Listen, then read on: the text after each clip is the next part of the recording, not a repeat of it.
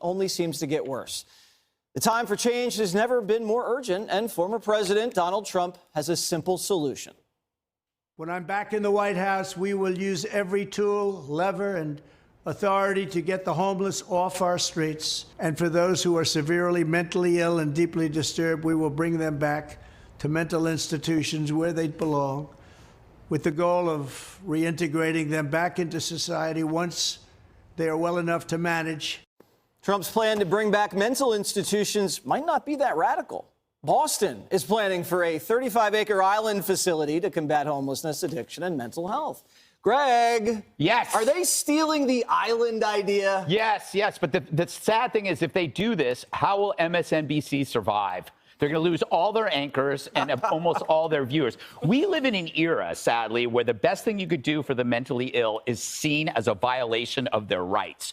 What you're talking about is trying to treat people who can't fend for themselves. But for some reason, that has been turned into an aggrieved group that deserves protection from something that will save their life. It's actually a subversion of human compassion. In order to protect them, let them suffer and die, because you need to preserve them as a marginalized group. Of course, institutionalization makes sense. It exists. It was there before.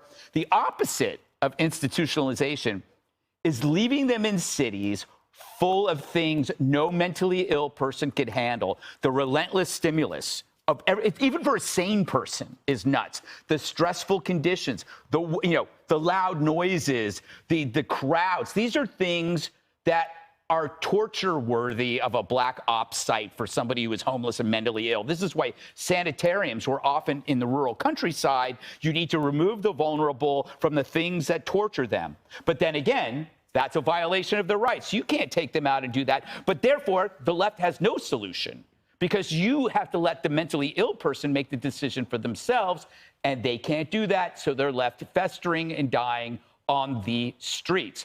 And now that Trump speaks the truth, the left is going to have to galvanize against it like they did with the wall, because no matter if it's right, if it comes from Trump, it has to be wrong, because you can't side with them, even though you're seeing yourself the destruction of humanity before your eyes. There's a lot of liberals in New York City. They walk by these people. They walk by them every day, and they know these people need help. But they can't. They would much rather be against Trump than stretch out their hand and get that person into a hospital. And why don't we take all the money we're spending on migrants, Dana, and then build beautiful mental institutions for our people? Hey, I mean, listen, I love that President Trump is talking about it. His campaign videos are pretty interesting. If you can go back and look at the ideas that he has on policies, people think that he has grievances about the past. He has those, yes, but he also has been doing a lot of these policy videos. We also have grievances about the homeless problem. I have grievances. I am so tired of walking by them. I mean, and thank goodness, this is a weird thing to say, but with the drugs of choice today, these people are like sedated on the sidewalk. Yeah. Imagine if they were violent. Yeah, well, the crack epidemic. You couldn't walk by them. Yeah. And then this idea would be something that like Kamala Harris would come up with, and people would think it was great. I think that President Biden is late to this. One of the things I love to do is, if I'm out and about, getting a chance to ask people that live other places, what's the biggest problem in your community that you're trying to solve? And I have been shocked that in the smallest towns in America, in Colorado, homelessness is their problem. So this is not just a liberal city problem. This is happening all across America, and someone has to get a handle on it. A huge problem that President Trump would have if he tried this, one would be all the legal issues, et cetera. But there's not enough skilled staff, and there's not enough people wanting to go into that field. There's not enough money to pay them, to pay them like a salary in which you would say, I really want to do this kind of work. It's very, very difficult, but it would be the compassionate thing to do. If we can just get past all of that, we have to have some solutions, because it was just like a never-ending circling of the drain here. Right, because it's easier to just give them prescription drugs that zone them out than to actually care for them and help them 24/7. Now that you know that Trump's for insane asylums, are you against it? So this idea is something that's actually popular in a lot of liberal policy circles, not necessarily insane asylums, because we do know that these huge, large-scale psychiatric facilities were shut down in the mid-1900s because of inhumane treatment, right? That people were essentially just being put in padded rooms and we're getting things like lobotomies and not actually being cured of what they have. So if you can find a solution where you have good staff and you have doctors that are going to help people and not just keep them in a proverbial cage, there are a lot of people that are for that.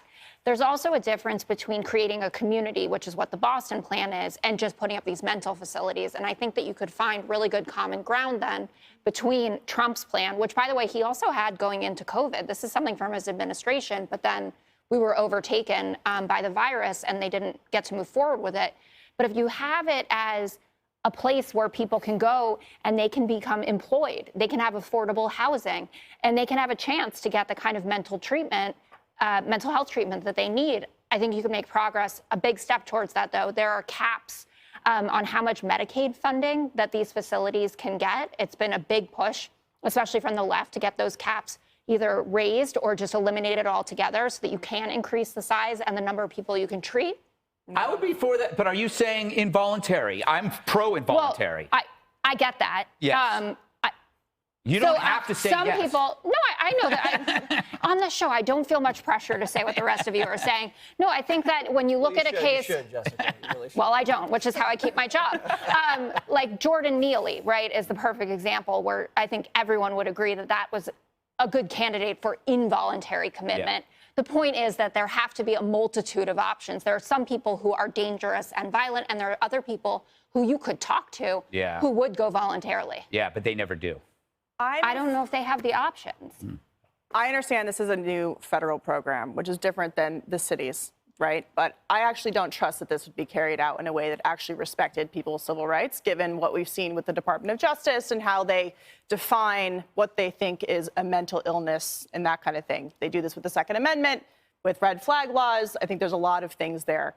The issue with the homelessness problem and why it's gotten worse and not better with the influx of Medicaid money and the influx of money from states like California to the tune of billions and billions of dollars is government corruption.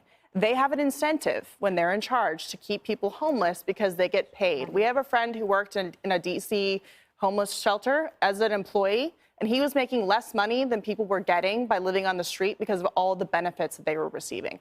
We have made it easy in this country to live on the street. If you want to make it so people make decisions about getting off the streets, getting clean, you have to put them in jail, consequences for actions, and you have to take away their ability to be incentivized to benefit. And, of course, you have to take away all these incentives and structures that the governments, local and federal, have put in place to make this problem continue rather than go away. Solving this problem doesn't help anybody who's benefiting from it. All right, good conversation, everybody. Really thoughtful. I really disagree. happy this Even week. Like, I love the idea in concept. I just don't trust it in practice. All right, well, I'll strike a nice balance.